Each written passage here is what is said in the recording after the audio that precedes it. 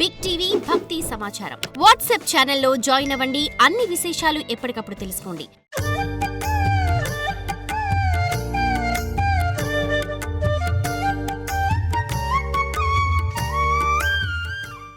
శ్రీ కంచి కామాక్షి మాం పాతు కరుణాక్షి. శ్రీ కంచి కామాక్షి మాం పాతు కరుణాక్షి.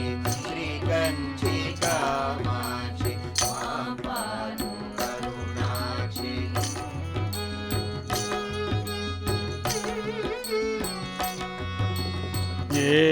ఏకాంబరేశ్వర్ జాయ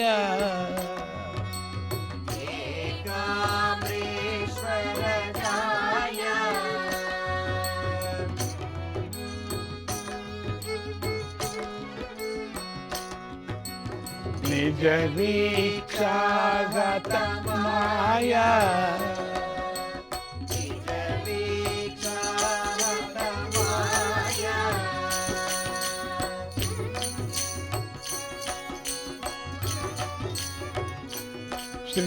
శ్రీకంప తటశాల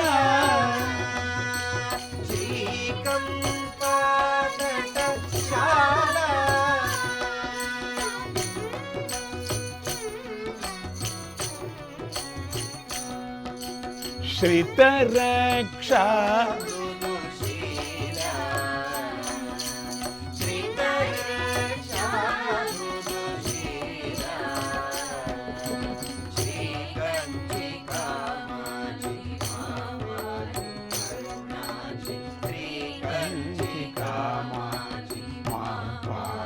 కరుణాక్షి.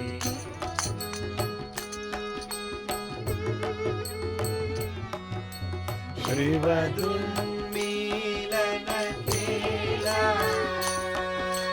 శ్రీవదున్మీలన కేలా. పరిపూతామ్రక తరుమూల. పరిపూతామ్రక తరుమూల. దీక్షాపూరిత నటకామ.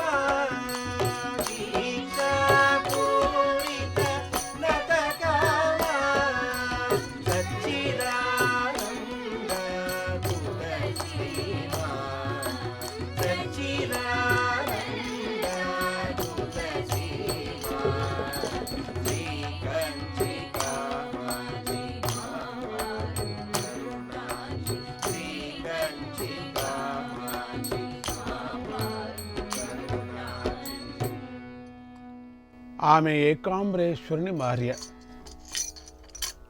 ఆమె చూపులే మాయను సంహరిస్తాయి. కంపానదీ తీరమే ఆమె సభాభవనం. ఆశ్రితులను రక్షించడమే ఆమె శీలము. ఆమె ఆటగా శివుని కన్నులు మూసింది. తన చూపులతోనే భక్తుల కోరికలను తీరుస్తుంది. సచ్చిదానందానికి ఆమె హద్దు. ఒకనాడు కైలాసంలో పార్వతీదేవి దిగంబరంగా ఉన్నటువంటి చెలికత్తెలతో సరసాలాడుతూ ఉన్నది. ఇంతలో అనుకోకుండా శివుడు అక్కడికి వచ్చాడు. పార్వతీదేవి కంగారు పడి దిగంబరంగా ఉన్న యోగినిల మానం కాపాడటం కోసం శివుడి యొక్క 2 కళ్ళును తన అరచేతిలో మూసింది. శివుడి యొక్క కళ్ళు మూయటంతో ఇంతలో బంగారు వంటి ఆమె శరీరం నల్లగా మారిపోయింది. ఎందుకంటే శివుడి యొక్క దృష్టి నుంచినే అమ్మవారు బంగారు స్వర్ణాంబికగా కనపడేది. ఎవరి కాంతి అది? శివుడి యొక్క కాంతి. ఆ శివుడి కాంతితోనే సౌందర్య లహరిలో కానీ శివానంద లహరిలో కానీ అత్యద్భుతమైనటువంటి వివరణ భగవత్పాదులు వర్ణించారు. ఎప్పటికైనా చెప్పుకుందాం మనం. ఆమె శరీరము నల్లగా మారిపోయింది. అది చూసి భయపడుతున్న పార్వతీదేవికి శివుడు ఇలా చెప్పాడు, గౌరీ, నీవు కొద్ది క్షణాలు నా కళ్ళు మూయటం వల్ల లోకాలకు సూర్యచంద్రులే లేక అకాల ప్రళయం సంభవించింది. ఆ జీవహింస పాపం వల్ల నీకు ఇలా జరిగింది, నీ శరీరం అంతా నల్లగైపోయింది. అప్పుడు పార్వతీదేవి ప్రార్థిస్తుంది. అప్పుడు శివుడు ఇలా బోధించాడు, నీవు చిన్నపిల్ల రూపంలో బదరికాశ్రమునకు వెళ్ళు. అక్కడ కాత్యాయన మహర్షి నిన్ను పుత్రికగా స్వీకరించి 8 ఏళ్లు పోషించి మోక్షం పొందుతాడు. అక్కడి నుంచి నీవు కాశీనగరం మీదుగా కాంచీ నగరానికి వెళ్ళి అక్కడ సైకతలింగ రూపంలో ఉన్నటువంటి నన్ను గూర్చి తపస్సు చేయి. సైకతిక లింగం అంటే ఇసుకతో చేరినటువంటి లింగం. అక్కడ తపస్సు చేయి. నేను వచ్చి నిన్ను మళ్ళీ వివాహం చేసుకుంటాను. గౌరీదేవి శివుడు చెప్పినట్లుగానే కాత్యాయన పుత్రికై అనంతరం కాశీక్షేత్రంలో కొన్నాళ్ళుండి కాంచీ నగరం చేరింది. అక్కడ మామిడి చెట్టు క్రింద గల ఏకాంబరేశ్వర సైకత లింగాన్ని గుర్తించి అక్కడే తపస్సు చేయసాగింది. ఒకనాడు నారద మహర్షి ఆమెను చూసి ఆమె కార్యసిద్ధికై పంచబాణ మంత్రాన్ని, మన్మథాత్మకుడైనటువంటి శివుని మంత్రాన్ని ఆమెకు ఉపదేశించాడు. గౌరి ఆ మంత్రంతోనే తపస్సు చేయసాగింది. అక్కడ కైలాసంలో శివుడికి కైలాసమంతా కామాగ్నిలో కాలిపోతున్నట్టు తోచింది.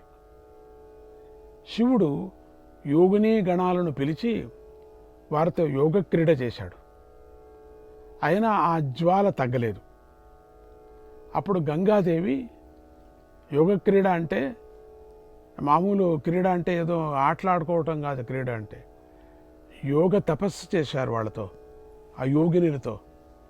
అది శ్రీచక్రార్చన సమయంలో ఏ ఏ యోగినీలు ఎక్కడెక్కడ ఉంటారని వస్తుంది. అది చాలా అద్భుతమైనటువంటి వర్ణన. అది మహాయోగినీలు. వాళ్ళకు శరీరమే లేదు. వాళ్ళకు ఎప్పుడు అనుకుంటే అప్పుడు శరీరం కనపడుతూ ఉంటుంది. ఆ యోగినీలు వాళ్ళు కూడా అమ్మవారి రూపాలే మొత్తం. అది ఆ యోగినీలతో క్రీడ చేశాడు, యోగ క్రీడ చేశాడు అంటారు. ఆ యోగ క్రీడ చేసినప్పటికి కూడా ఆ తాపం, జ్వాల తగ్గలేదు. అప్పుడు గంగాదేవి ఇది గౌరీ తపస్సుకు ఫలితమని శివునికి వివరించింది. అప్పుడు గంగాదేవి చెప్పింది పక్కలో ఉండి, ఇది అమ్మవారు తపస్సు చేస్తూ ఉన్నది కాబట్టి ఆమె యొక్క ప్రభావంతోనే ఇక్కడంతా ఈ శివలోకంలో అంతా కూడా అగ్ని జ్వాలలాగా ఉంది. ఎవరు తట్టుకోలేనటువంటి తాపము కలుగుతూ ఉన్నది. ఆవిడ సంతోషపడితేనే ఈ జ్వాలలన్నీ తగ్గుతాయి, లేకపోతే తగ్గవు. అప్పుడు శివుడు గంగా ప్రవాహాన్నే బాగా పెంచాడు. అయితే నువ్వే ఎక్కువ, అక్కడ ఇంకా ప్రవాహం ఎక్కువ పారు అన్నాడు. దానిలోనే తాను కూర్చున్నాడు. కొద్దిగా శాంతి కలిగింది. గంగలో కూర్చున్న తర్వాత శాంతి కలిగింది. శివుడు గంగను పిలిచి గౌరీ తపస్సును పరీక్షించరమన్నాడు. నువ్వు వెళ్ళి పరీక్షించుకునిరా ఎట్లా చేస్తున్నదో. గంగా మహాప్రళయ రూపిణిగా కాంచీనగరం మీదకు దూకింది. గంగ దూకింది. గౌరీ ఆ జలప్రవాహాన్ని చూసి తన యొక్క చెలికత్తైనటువంటి దుర్గను ఆ జల నివారణకై పంపించింది. వెళ్ళి దీన్ని అరికట్టు.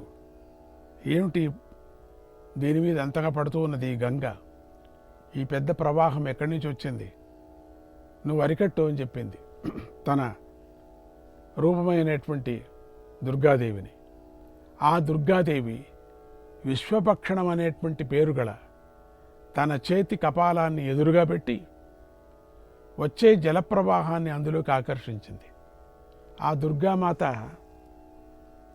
తన కపాలాన్ని ముందు పెట్టేసింది, భిక్షాపాత్రగా పెట్టి దాంట్లో గంగనంతా బంధించింది. గంగతో పాటు శివుడు కూడా వచ్చి కపాలంలో పడ్డాడు.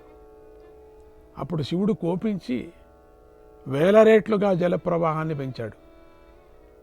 ఆ ప్రవాహాన్ని ఆ కపాలం ఆపలేకపోయింది, ఎక్కువ వచ్చేసింది. అది చూసి గౌరీ భయపడి తన సోదరుడైన విష్ణువుని ప్రార్థించింది. విష్ణువు వచ్చి శివుడే నాకు గతి అని గట్టిగా ధ్యానిస్తూ శివలింగాన్ని కౌగిలించుకో, ఆయనే నిన్ను రక్షిస్తాడు అని చెప్పాడు. చూడు, మేమంతా ప్రార్థన చేయటం కాదు, నువ్వే ప్రార్థన చేయి. ప్రార్థన చేస్తూ చేస్తూ ఆ శివలింగాన్ని గట్టిగా కౌగిలించుకో. అప్పుడు పార్వతి భయంతో గట్టిగా ఆ శివలింగాన్ని ఒక్కపారి గట్టిగా కౌగిలించటం వల్ల ఆ శివలింగం మీద ఆమె కంఠాభరణాల నొక్కులు పడ్డాయి. శివుడు ఆ స్పర్శకు పులకించి ప్రత్యక్షమై గంగను ఆపి పార్వతిని దగ్గరకు తీసుకున్నాడు. ఆ గుర్తులు ఈనాటికి ఆ లింగంపై ఉన్నాయి. ఇప్పుడు కూడా చూడొచ్చు, ఆభరణంలాగానే ఉంటుంది లింగం. తాను కౌగిలించుకుంది ఆ ఆభరణాలు, అమ్మవారి యొక్క గౌరీ ఆ ఆభరణాలు ధరించిన ఆభరణాలంతా శివలింగం మీద పడింది. పడుతూనే ఆ శివలింగానికి పూర్తిగా ఆభరణాలు గుర్తు అట్లానే ఉండిపోయాయని చెప్తారు.